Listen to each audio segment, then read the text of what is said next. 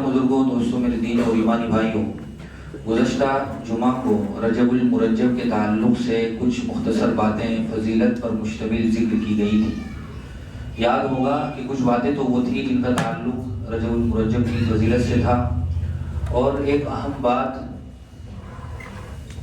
रजबुल मुरज्जब ही के ताल्लुक़ से ये भी थी जो मुख्तसर ज़िक्र की गई थी, जिसकी तरफ महज इशारा था कि बहुत सारी बातें ऐसी भी हैं जो आज के इस अजीम तरक्की याफ्ता दौर में भी हमारे माशरे में बिदआत और खुराफात के तौर पर रजबुल मुरज्जब में मौजूद हैं, और लोग उनको करते हैं, बाकायदा शरीयत का हिस्सा समझकर करते हैं।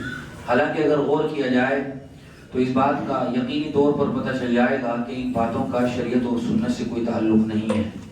तो फिर क्या वजह है कि वो बातें आज भी मजबूती के साथ हमारे माशरे और सोसाइटी में मौजूद हैं? अगर गौर किया जाए तो पता चलेगा कि बहुत सारी ऐसी बातें हैं। ये तो सिर्फ चंद बातें जिक्र की जाएंगी जो रजबुल मुरज्जब में लोग करते हैं। इसके अलावा भी बहुत सारी बातें मुख्तलिफ मौक़े मुख्तलिफ महीनों में लोग करते हैं, लेकिन उन बातों का शरीयत और सुन्नत से कोई ताल्लुक़ नहीं है।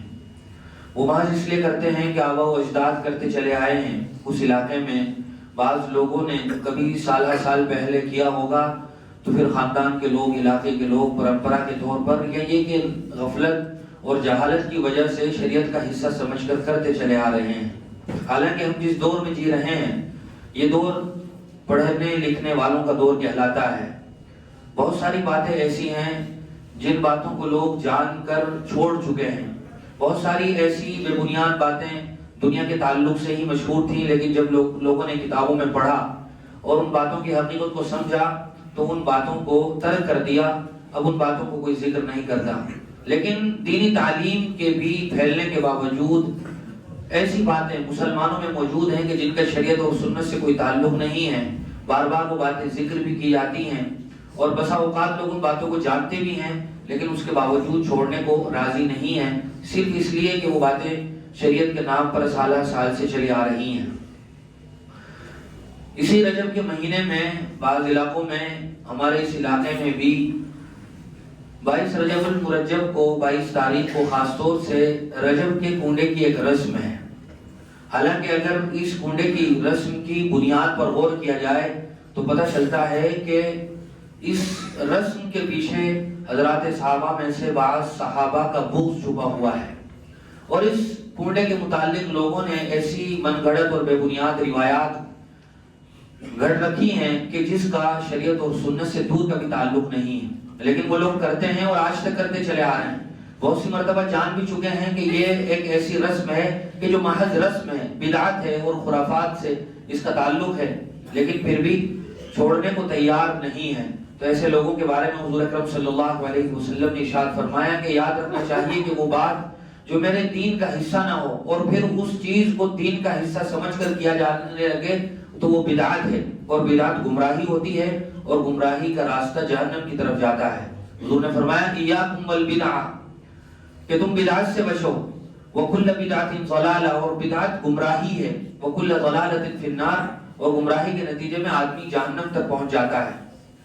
तो इस चीज का ताल्लुक भी महज बिदअत से है, खुराफात से है। शरीयत और सुन्नत से इस बात का कोई ताल्लुक नहीं है।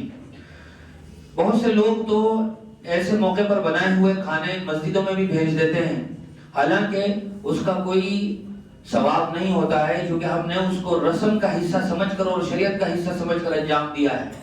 तो ऐसे मौके पर खाने पकवान न मस्जिद में भेजने की जरूरत है और न ही अपने घर में उसको शरीयत का हिस्सा समझकर करने की जरूरत है। आदमी का जब जी चाहे हलवा खाने को वो साल में कभी भी खा सकता है, लेकिन उसको किसी खास दिन से जोड़कर शरीयत का हिस्सा समझकर बाकायदा पकाना और फिर दूसरों को भी भेजना, इसका शरीयत से कोई ताल्लुक नहीं है। इसी तरह इस महीने में 27वीं रजब को खासतौर से बाज़ इलाकों में या बाज़ लोग हजारी रोजा रखते हैं, और ये कहते हैं, बाकायदा उसकी फजीलत भी बयान की जाती है। असल में इन बातों को फैलाने में मिंबरों पर बैठे हुए या साल पहले या आज भी वो भी नामनिहाद उलमा का हिस्सा है कि जिन्होंने इन बातों को बगैर तहकीक किए यूं ही आगे लोगों के सामने बयान कर दिया, और उसका असर ये हुआ कि लोगों ने उसको شریعت کا حصہ سمجھ کر اپنانا شروع کر دیا، اور معاشرے میں ان بدعات اور خرافات کی جڑیں اس قدر گہری ہو گئی کہ اب ان کو اکھاڑ پھینکنا نہایت مشکل کام ہو رہا ہے۔ تو ایسے لوگوں کا بھی بہت بڑا حصہ ہے ایسی بدعات اور خرافات کو انجام دینے میں۔ اگر ہم یوٹیوب پر سرچ کریں ہزاری روزہ لکھ کر، تو سینکڑوں نہیں ہزاروں ایسی ویڈیوز موجود مل جائیں گی کہ جس میں لوگ فضائل بیان کرتے نظر آ رہے ہیں، لیکن اگر ان باتوں کو حدیث کی کسوٹی پر پرکھا جائے اور شریعت کی معتبر کتابوں میں کھنگالا جائے تو دور دور تک ان باتوں کا تذکرہ نہیں۔ کسی نے گھڑی اور پھر اس کو اس قدر شد و مد سے پھیلایا کہ لوگ اس کو صحیح سمجھنے لگے۔ تو ہزاری روزے کی بھی شریعت میں کوئی فضیلت نہیں ہے۔ 27ویں رجب کو بعض لوگ یہ ہزاری روزہ رکھتے ہیں کہ اس ایک دن روزہ رکھنے سے 1000 روزوں کے برابر ثواب ملتا ہے۔ آدمی پورے مہینے میں کبھی بھی روزہ رکھ سکتا ہے، اس مہینے کے 4 حرمت والے مہینوں میں ہونے کی وجہ سے ثواب بھی زیادہ ملے گا، لیکن اس طرح کی کوئی بات شریعت اور سنت میں نہیں ہے کہ اس دن روزہ رکھنے سے 1000 روزوں کے برابر ثواب ملتا ہے۔ یہ شریعت میں اپنی طرف سے مداخلت ہے اور جس کا گناہ نہایت سنگین ہے۔ حضور اکرم صلی اللہ علیہ وسلم نے ارشاد فرمایا تھا، من احدث فی امرنا ھذا ما لیس منہ فہو رد، کہ جو لوگ میرے دین میں کوئی نئی چیز ایجاد کریں تو وہ ایسی بات ہے کہ جس کو رد کر دیا جائے گا۔ تو یہ ایک ایسی چیز ہے کہ جس کا شریعت سے اور سنت سے کوئی تعلق نہیں ہے۔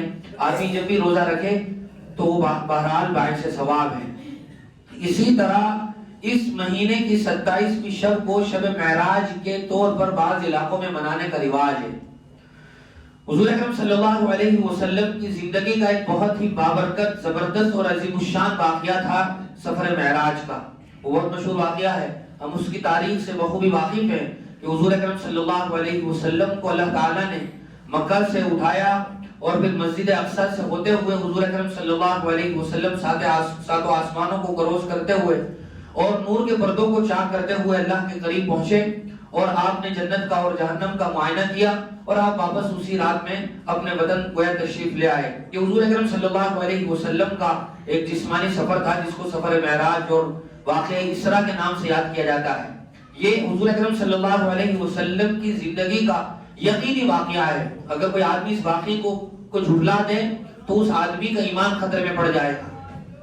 تو یہ واقعہ ضرور پیش آیا تھا، اور یہ واقعہ کب پیش آیا تھا اس کے بارے میں صراحت کے ساتھ یقینی طور پر کوئی رات، کوئی مہینہ، کوئی تاریخ، کوئی سال متعین نہیں۔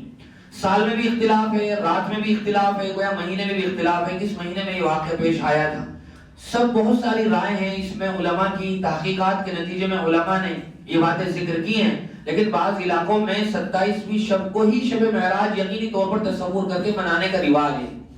منانے کا اہتمام اس قدر کیا جاتا ہے کہ باقاعدہ گرین لائٹیں اور ہری جھنڈیاں لگائی جاتی ہیں، بڑے بڑے اسٹیج سجائے جاتے ہیں، اسی موضوع پر بولنے کے لیے مقررین کو مدعو کیا جاتا ہے، اور پھر کھانے اور پکانے کا بھی باقاعدہ منظم نظام ہوتا ہے، اور اس کو شب معراج ہی کا نام دیا جاتا ہے۔ تو شب معراج کا واقعہ ضرور پیش آیا تھا، لیکن وہ اسی مہینے کی 27ویں رجب میں پیش آیا ہو اس کے لیے کوئی یقینی طور پر صراحت کے ساتھ حدیث میں دلیل موجود نہیں ہے۔ اللہ تعالیٰ نے بھی اس رات کا باقاعدہ متعین کر کے کوئی ذکر نہیں فرمایا ہے۔ ہاں، واقعی اسراء کا تذکرہ قرآن کریم میں موجود ہے، سبحان الذی اسری بعبدہ لیلا من المسجد الحرام الی المسجد الاقصی۔